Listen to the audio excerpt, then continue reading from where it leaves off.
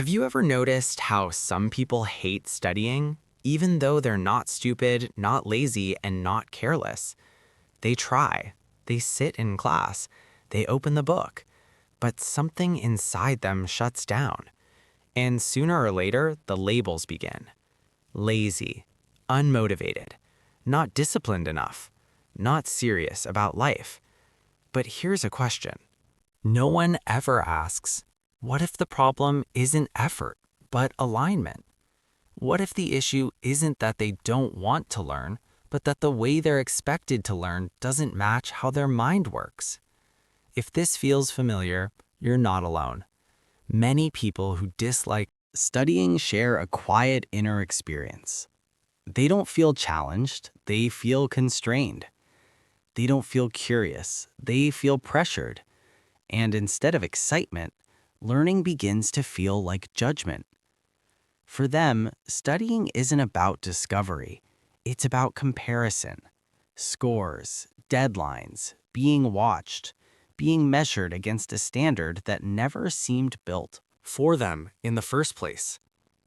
Over time, something subtle happens. They stop asking questions. They stop raising their hand. They stop trying. Not because they don't care, but because caring has become emotionally expensive. Every mistake feels public. Every failure feels personal. Every low grade feels like proof that something is wrong with them. So they withdraw. They start telling themselves, I just don't like studying. But underneath that sentence is often a deeper truth. I don't feel seen in this system. Psychologically, this matters. When learning becomes associated with shame, pressure, or repeated failure, the brain doesn't register it as growth, it registers it as threat. And the brain does what it always does with threats. It avoids. This is why forcing motivation rarely works.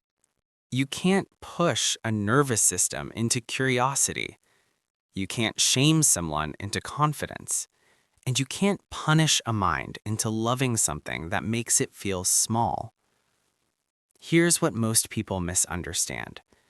Disliking studying doesn't mean disliking learning. It means disliking how learning was delivered. Some minds learn by doing, some by observing, some by questioning, some by building, creating, experimenting, moving. But when only one style is rewarded, everyone else starts to believe they're broken.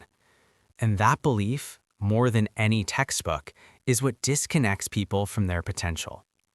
In the next part, we'll explore the psychology behind why certain minds clash with traditional education and how this has nothing to do with intelligence and everything to do with how different talents are ignored.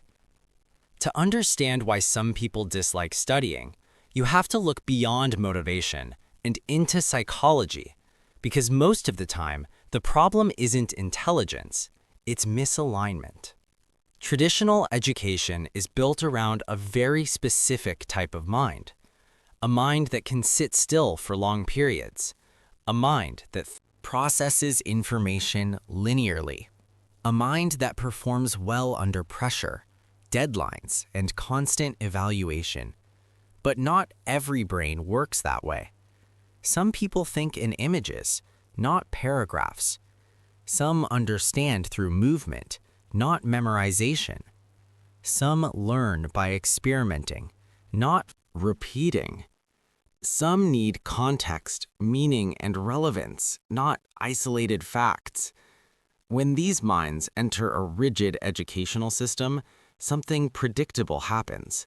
At first, they try to adapt. They force themselves to focus. They push through boredom. They blame themselves when it doesn't click. But over time, repeated mismatch creates cognitive fatigue.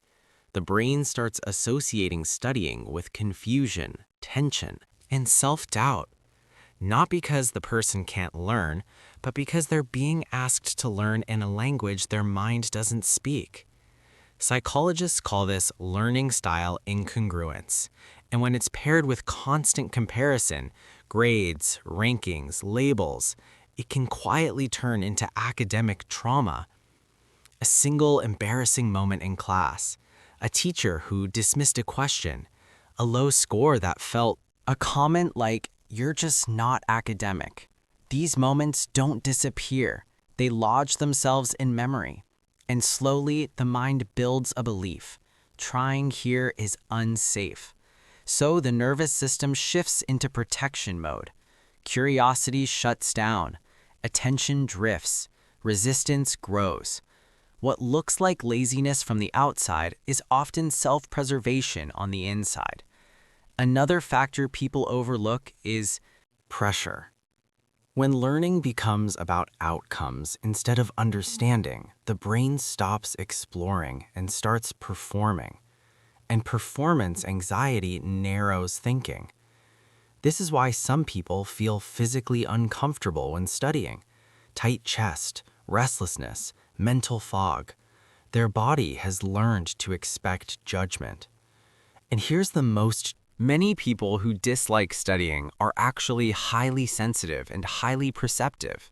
They feel expectations intensely. They absorb disappointment deeply. They internalize failure faster than others. So they disconnect, not because they don't care, but because caring has hurt too many times. This is why simply telling someone to try harder never works. You can't solve a psychological mismatch with more pressure.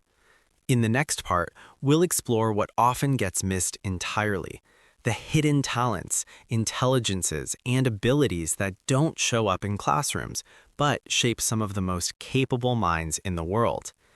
One of the biggest lies people grow up believing is this: that intelligence looks the same in everyone. Good grades, fast memorization, clear answers, quiet compliance. But psychology tells a very different story. Human intelligence is not singular, it's diverse. Some minds are analytical, some are spatial, some are emotional, some are intuitive. Some are creative, some are practical. The problem isn't that certain people lack ability. The problem is that many abilities aren't rewarded in classrooms. Think about it. The student who can sit still, memorize quickly, and repeat information accurately is praised. But what about the one who questions everything? The one who learns by building? Not listening? The one who understands people better than textbooks? The one who notices patterns others overlook? These minds often get overlooked, or worse, discouraged. Psychologists talk about multiple intelligences for a reason. Because talent doesn't always show up on paper. Sometimes it shows up in curiosity, sometimes in problem solving, sometimes in empathy, sometimes in imagination. And when those qualities aren't recognized, something painful happens. People don't just lose confidence in school, they lose confidence in themselves. They start believing, "I'm not smart, I'm not capable, I'm just bad at learning." But that belief is rarely true. What's usually happening is this: their mind is wired for a different kind of mastery. Many people who dislike studying are excellent at things that can't be graded easily. They read emotional dynamics effortlessly. They think in systems instead of steps. They learn best through experience, not instruction. They understand meaning before detail. But because those skills aren't measured, they are invisible. And invisibility breeds doubt. Over time, people shrink their curiosity. They stop trusting their instincts. They choose silence over expression. Not because they lack potential, but because no one taught them how their mind actually works. Here's what matters most. Talent doesn't disappear just because it isn't recognized. It waits. It shows up later in unexpected ways, in art, in leadership, in problem solving, in entrepreneurship, in emotional intelligence, in creativity. Many of the people who once hated studying grow into adults who learn obsessively when learning finally meets their nature instead of fighting it. In the final part, we'll talk about what healing looks like, how people rebuild trust in their intelligence, and how discovering your own way of learning can change the story you tell yourself forever.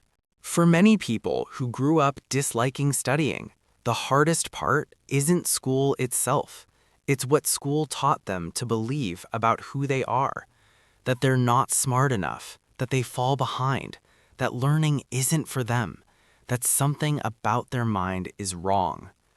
Those beliefs don't disappear when school ends. They follow people into adulthood, quietly shaping confidence, ambition, and self-trust. But here's the truth psychology keeps pointing to. Difficulty in one system does not define your intelligence. It only reveals that the system wasn't built with you in mind. Healing begins when people stop asking, "Why couldn't I learn like everyone else?" and start asking, "How does my mind actually learn?" Some people learn by movement, some by curiosity, some by emotional connection, some by solving real problems, some by creating instead of consuming. When learning aligns with nature instead of fighting it, something changes. Curiosity returns. Confidence softens. Shame loosens its grip. And slowly, the narrative shifts. You realize that hating studying never meant hating growth. It meant resisting a version of learning that made you feel small. This is why so many people who once felt bad at school later become deep learners when they're free to explore on their own terms. They read what matters to them. They learn what feels alive. They master skills through experience, not pressure. And perhaps most importantly, they stop measuring their worth through comparison, because intelligence was never meant to be ranked. It was meant to be expressed. There is nothing wrong with a mind that needs meaning before memorization. There is nothing weak about a nervous system that shuts down under judgment. There is nothing broken about a person whose talents didn't fit neatly into a classroom. Some minds are not built for repetition. They are built for depth, for insight, for creation. And when those minds are finally allowed to learn freely, they don't just catch up. They often go far beyond what anyone expected. So if you're someone who never felt at home in school, remember this. Your mind wasn't failing. It was waiting, waiting to be understood, waiting to be trusted, waiting to learn in a way that honored who you are. And the moment you stop judging your intelligence through someone else's system, you begin to see something clearly. For the first time, you were never behind.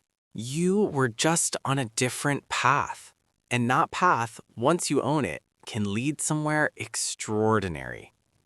If you've ever felt like studying just wasn't for you, remember this.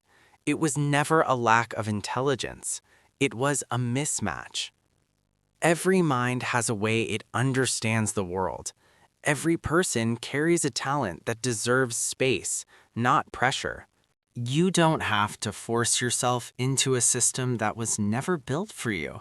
You just have to find the way your mind learns best, because learning doesn't end when school does, and your potential was never defined by grades, only by what you choose to do with who you are.